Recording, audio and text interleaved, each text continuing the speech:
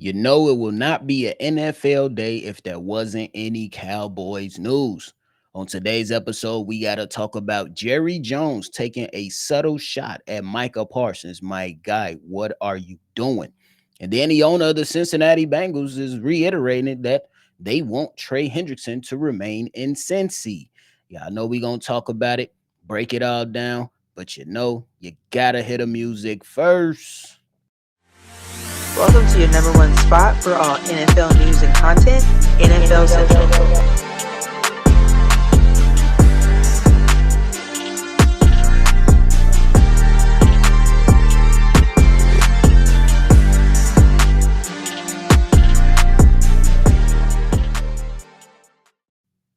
What's going on, ladies and gentlemen? Welcome back into another episode of NFL Central, your number one spot for everything NFL. I'm your host here, Bobby, and y'all already know if you're liked in and you're tuned in and you're ready, hit that like button and subscribe to the channel. But hey, like I said in the beginning, it wouldn't be an NFL day if there wasn't any news coming out of Dallas with the Dallas Cowboys. They started and kicked some of their activities off for the training camp, and my man's Jerry Jones had a lot of things to say, continuously putting his foot in his own mouth and going there and taking shots at his own damn players. This time, Micah Parsons step up to the plate. He went out and said this: just because we signed Parsons doesn't mean we're going to have him. He was hurt 6 games last year. Seriously. And incorrectly, as Parsons missed 4 games last season. But my man's Jerry went on to say, I remember signing a player for the highest paid at the position in the league, and he got knocked out 2/3 of the year, Dak Prescott. So there's a lot of things you can think about just as the player does when you're thinking about committing and guaranteeing money. Jerry Jones, why? Blame yourself. Jerry Jones, blame yourself for all of these different things, bro. Simply because when it was time to pay Dak Prescott, you waited too long. The market skyrocketed, and you said we're gonna give you $60 million annually. Good job, Jerry. You took too long with that type of thing. Then when it came to paying CD Lamb, you had multiple conversations with CD Lamb. You knew that you could go out there and extend CD Lamb early. You allowed the market to skyrocket up. You waited, you sat, and you was golfing while everything, all season activities was going on, and you said, okay, now I'm gonna pay you. So now you got 2 guys at the top of the market that you absolutely had to pay. And you know what I'm saying? I'm not gonna say that they're overly paid. Well, I'm gonna say Dak Prescott is definitely does not deserve to be the highest paid quarterback in the league. But can you blame him for taking the money? No, you cannot. Now, when the season ended for Dallas in January, you should have called Micah Parsons, offered him a contract that would have been upwards of $33 million. We'll just lay it right there. But no, Jerry, you sat on your hands. You let NFL Combine go by. You let NFL Draft go by. You let free agency go by. You let a lot of different things take place. And during that time, Max Crosby got $35 million per. Myles Garrett got $40 million per. And TJ Watt in the Pittsburgh Steelers waited forever, and he got $41 million per year.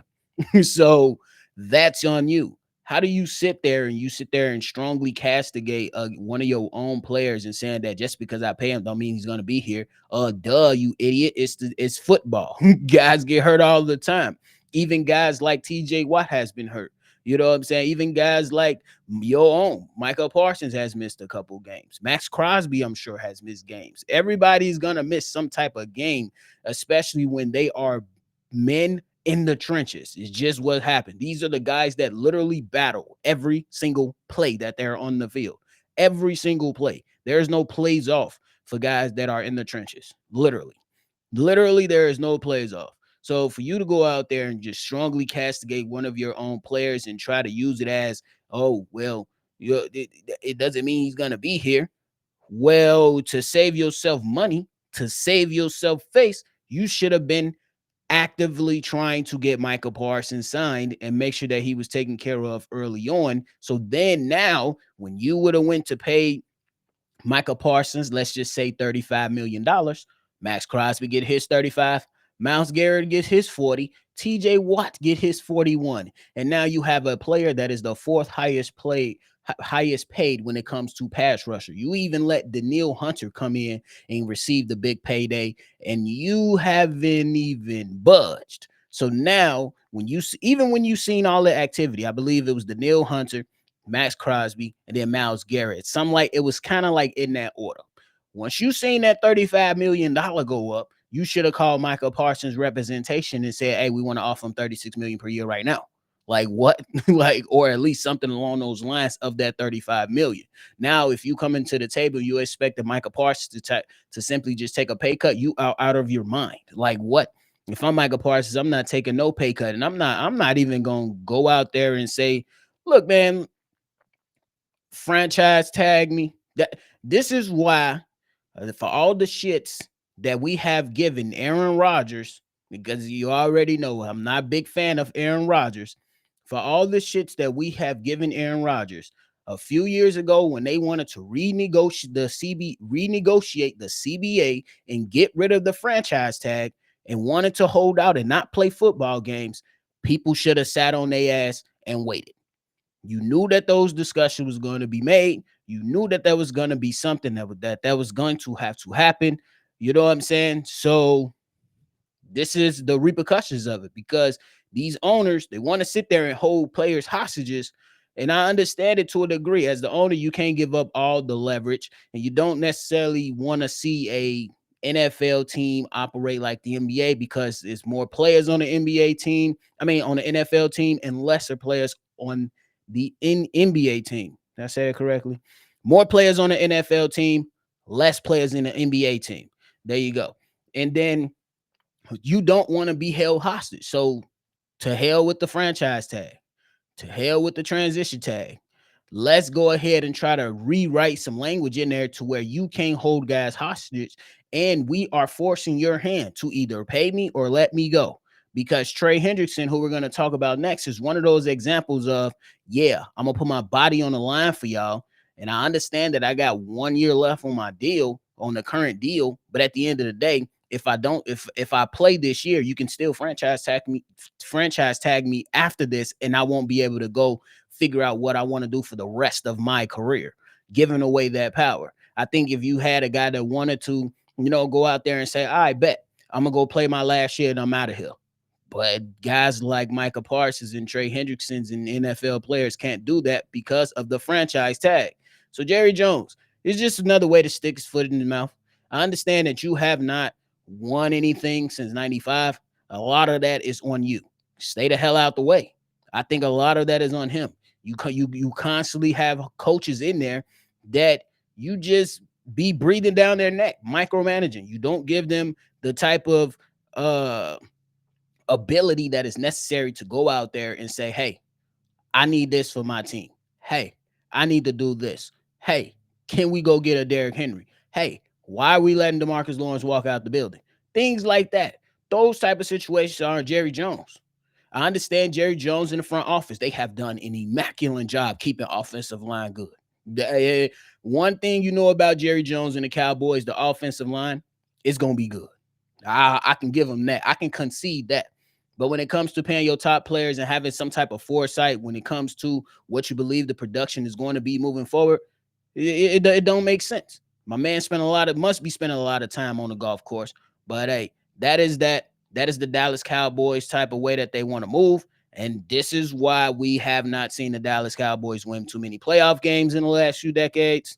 We haven't seen the Dallas Cowboys reach the NFC championships in the last few decades. It's simply because ownership always gets in the way. And there's always some type of distraction in the building when it comes to contract, player movement, players, injuries, everything else, stuff off the field, on the field. It's just absolutely ridiculous. But hey, that's how they want to move. That's how they gonna move. And Jerry Jones, you got your wish, big dog. You in the news today. There you go. But before we get up out of here, we got to talk about my man Trey Hendrickson. The owner of the Cincinnati Bengals pretty much said that it's been a long negotiation. Trey Hendrickson is a fine player. He's a good guy. We want him here. Dealing with him is sometimes not so easy, and that's all right. He's got the right to argue his case. We'll try to make sense of it from our perspective. We'll see. I'm not persuaded that it isn't going to get done. As far as I'm concerned, the sooner the better. He went on to say, we offered him a contract, but keep in mind, Trey is signed for this season. Foolishly, maybe we offer him a raise, but anyway, he deserves a raise. He did well and he played effectively. He's important to us. My thing is, Mr. Owner, you got to get this shit. You got a lot of things to try to figure out within your own locker room when it comes to your own players, bro. Because for the simple fact is that you looking at a situation to where you don't even have your first round pick available for you, bro. You don't even have your first round pick available to you. And it was while the draft was going on, myself and Steve-O, we was just pretty much saying, hey, if you're the Cincinnati Bengals, I understand that the young player has some off the field stuff going on, but Mike Green is the pass rusher for you. You wouldn't have any concerns getting Mike Green. That was just our opinion, and we stood on that. And we knew that Shamar Stewart coming into the NFL with only 4.5 sacks throughout his collegiate career is not a good look. But we did understand, like, yeah, you can get in the backfield, but you gotta get guys on the ground. It's about production. So when it comes to this type of situation, I don't really understand it. You drafted him. Why try to put some type of language in that don't necessarily make sense? You are depleting your defense that's already not even that good. You have Joe Burrow, who's literally put up almost 5,000 yards last season, and it still wasn't good enough. Joe Burrow is like that. Act like you know you have a quarterback that is like that, and blame yourself. You had to cough up this money to Jamar Chase and T. Higgins because, again, like Jerry Jones, you waited forever. You waited forever. You literally could have got those guys signed a little bit sooner. And now Jamar Chase wouldn't be making this crazy amount of money he's making currently if you was proactive and actually did your damn job. Like, you gotta have some type of foresight within your organization. Like, hey, Jamar Chase is coming up. This is where the market currently stands. Let's go lock him in before other guys become available and the market goes up.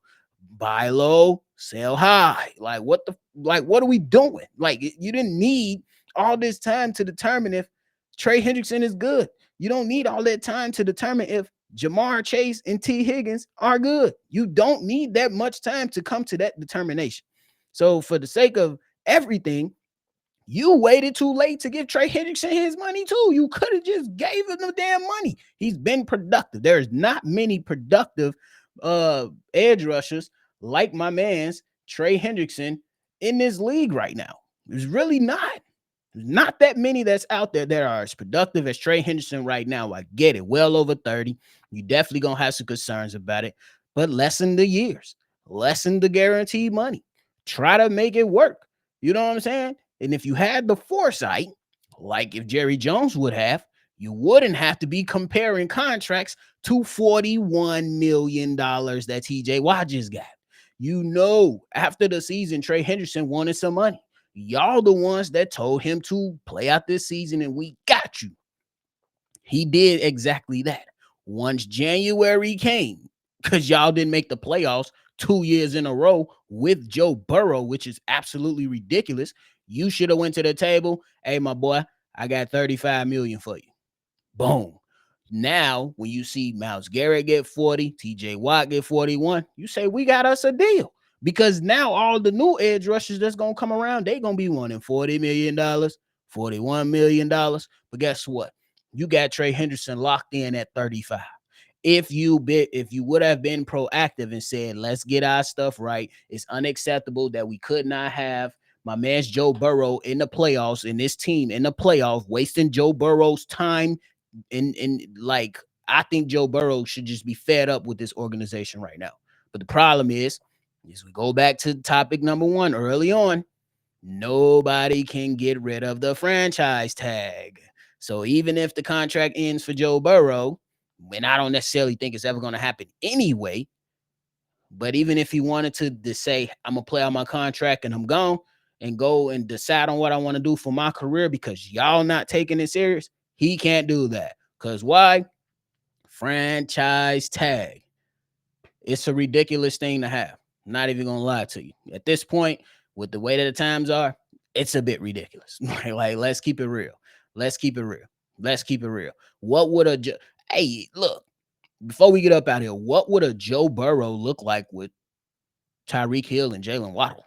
Oh, look, Miami ain't the best place, but dang, I'm just saying. I'm just throwing out names. What? That's just one team. I don't know why Miami been on my mind a lot lately. It's maybe because of Tua and Mike McDaniels on that hot seat, but I'm just saying, well, what would he look like next to a Tyreek Hill and Jalen Waddle for a team that needs some more structure? But if they had a quarterback, you probably can get over some of those headaches that they got over there. Just saying, just throwing it out there for discussion to continue it on. But yeah, I think that it's just absolutely ridiculous at this point when it comes to all these owners and with the way that they want to hold back on paying some of these players. It's not the player's fault that you're waiting forever in negotiations and now that somebody else is getting paid, now I want more money because my production is matching that said player. But hey, that is it for me today, y'all. I appreciate y'all for tuning in to another episode. Go ahead and leave your comment, feedback, and everything down below on today's episode. Make sure y'all lock in and and stay tuned in because the football season is upon us. Thank y'all so much. Make sure y'all always love football, and y'all already know. I'm gonna catch y'all on the next one for sure. This has been a presentation of the Breaks